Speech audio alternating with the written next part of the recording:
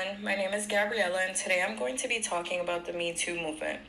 The movement was founded by Tarana Burke in 2006 to raise awareness of sexual victimization and provide support, healing, and resources to survivors of sexual violence. The movement began after Tarana, working as a youth worker, heard a young girl disclose ongoing sexual abuse and was moved to think, Me Too. This encounter motivated her advocacy, connecting young women of color with resources and fellow survivors. The movement gained traction in October of 2017 when Alyssa Milano tweeted, "If you've been sexually harassed or assaulted, write Me Too as a reply to this tweet." This tweet was in response to allegations of sexual abuse by Hollywood producer Harvey Weinstein. Millions of people use social media to share their prior experiences with sexual assault and harassment as a result of Alyssa's post. According to statistics, more than 1.7 million #MeToo tweets were reported on Twitter within a week following Alyssa's post. And more than 12 million comments or reactions to #MeToo were reported on Facebook within a day by roughly 5 million users globally. The Me Too movement largely influenced the disclosure of sexual violence on social media, which provided survivors with an anonymous or public means of sharing their stories. Anti-sexual crimes movements in the United States have historically been influenced by legal reforms, campaigns, and feminist activism. Some of the movements that preceded the Me Too movement include the Women's Liberation Movement and the Take Back the Night movement, which emerged from second-wave feminism. The Women's Liberation Movement addressed legal, workplace, reproductive, and cultural inequalities from the 1960s to the 1980s. The Take Back the Night movement developed in the 1970s as a component of anti-violence campaigns that addressed sexual assault and women's public safety. The anti-rape movement emerged in the 1980s, establishing sexual assault coalitions that influenced state-level policy and legislative reforms to address sexual violence. These movements differ from the Me Too movement in that they mainly grew through organized in-person activism, while Me Too relied on digital storytelling and public naming to build its momentum. Because Me Too centers survivor testimony and reporting choices, I ran a short voluntary poll on Instagram asking people in my network about their experiences of sexual assault and harassment, whether individuals reported harm, and if not, their reasons, whether the person that harmed them had power over them, their perception of whether institutions handle sexual harm well, and if seeing others speaking out online made them feel less alone. I intentionally included both male and female statistic responses to demonstrate a more inclusive representation of survivors. I concluded the poll on my social media platform by providing a link to the Me Too website where survivors could access resources. The Me Too website offers a variety of resources, including their Survivor Sanctuary, which is a confidential online space for survivors to connect, feel supported, and access immediate resources. They offer healing toolkits, which are trauma-informed self-help guides, and action toolkits, which provide step-by-step guides for activists and allies on how to take action. Their resource library includes resources and organizations that support survivors. Lastly, their Survivor Story series provides survivor narratives to raise awareness, reduce stigma, and build solidarity. One helpful feature the website has is a safety exit option, so survivors can feel at ease browsing and accessing these resources. Beyond these survivor tools, Me Too's leadership and organizational structure influence the development and maintenance of those resources. The leadership includes Tarana Burke, co-founder and chief vision officer, Danny Ayers, co-founder and chief executive officer, and the Disruptors Council, a collective of influential voices that work to disrupt, reinvent, and demand structural change to help eradicate sexual assault. The council is rooted in Black feminist values and survivor-led solutions. So what strategies does Me Too employ to achieve its goals, and what ideological positions inform those choices? The Me Too movement strategies include pushing for policy and workplace changes, using social media and storytelling to amplify survivor voices, offering trauma-informed support and healing resources, and supporting local organizing and training. Me Too is primarily reformist, seeking to change institutions, norms, and policies rather than abolishing existing systems. Their goal is to hold individuals and organizations accountable, improve reporting, and push for legal and cultural reforms.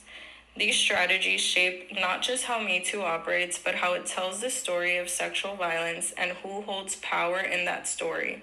As Tarana Burke once said in an interview with the Washington Post, movements that fail to center marginalized people, including people of color, queer people, disabled people, and poor people, render those survivors invisible.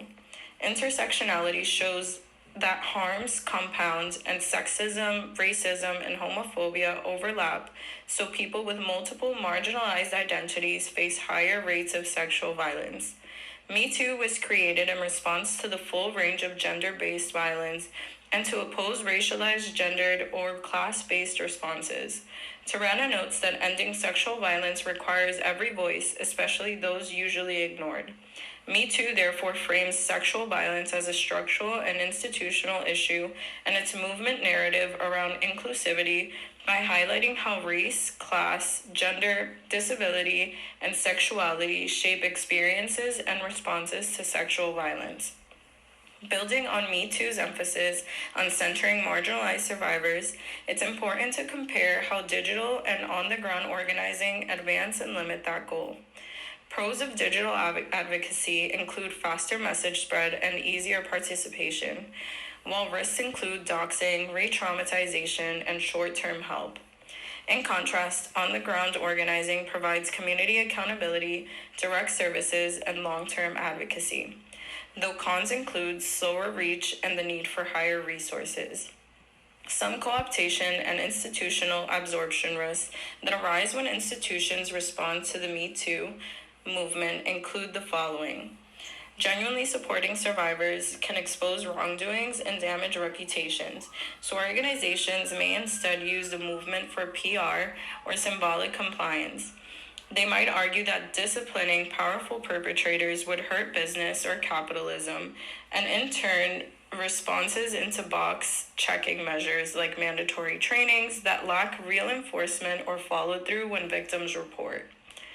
Given these cooptation and absorption risks, it's important to evaluate how effective Me Too strategies actually are, what challenges limit their impact, and how they can be strengthened to advance long term social justice and sustainability.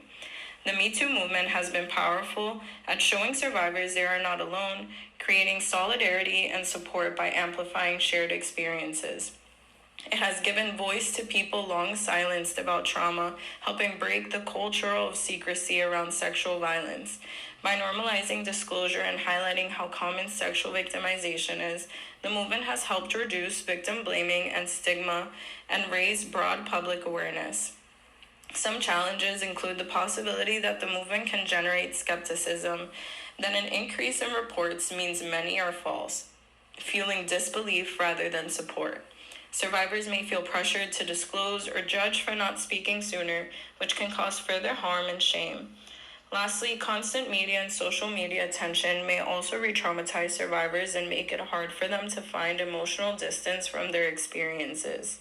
An analysis of rape victim advocates on the challenges, opportunities, and sustainability of the Me Too movement found that in order to keep progress going, the movement needs ongoing visibility, continued conversation, advocacy, media attention, and encouragement for bystanders to act, while also challenging myths and stereotypes about victims. By promoting bystander intervention and empowering people to speak up, Me Too can help reduce false beliefs about sexual violence and make communities safe. Me Too aligns closely with the NASA's 6 core values. It advances service by connecting survivors to supports and resources. It promotes social justice by exposing structural inequalities in how sexual violence is experienced and addressed, and pushing for policy and institutional change. It affirms the dignity and worth of the person by centering survivor voices and resisting victim blame. It reinforces the importance of human relationships through peer support, solidarity, and community accountability. It upholds integrity by demanding accountability from individuals and institutions. And lastly, it encourages competence by promoting trauma-informed practices and attention to intersectional needs. Overall, my analysis of the Me Too movement found that although meaningful change will not happen overnight, sexual violence is preventable. One of the taglines within their vision statement specifically states that they believe sexual violence is solvable. They reinforce the importance of challenging current societal narratives that stigmatize survivors and shift the blame onto victims. The movement highlights racialized and intersectional impacts that show how Black, Brown, LGBTQ, disabled, and other marginalized people face higher rates of sexual violence and greater barriers to reporting, support, and belief. Me Too works to reframe sexual violence as a societal and institutional failure because we fail to protect survivors. They emphasize that all policy solutions should elevate the voices of those with lived experience and be driven by the community. Given the response I received on my social media poll regarding individuals' perceptions of whether institutions handle harm well, with 61% reported votes saying no, 37% unsure, and only 2% yes, I would propose a policy that reflects the need for external oversight when investigating allegations of sexual harassment, assault, or misconduct, especially when the alleged perpetrator is a senior staff or someone of higher authority. This would increase survivor trust, improve the quality of investigations, and reduce the likelihood of a cover-up of allegations. To conclude, survivors, your voice and truth matter. We believe you, we see you, we hear you, and you are not alone. Thank you for your bravery. Me too.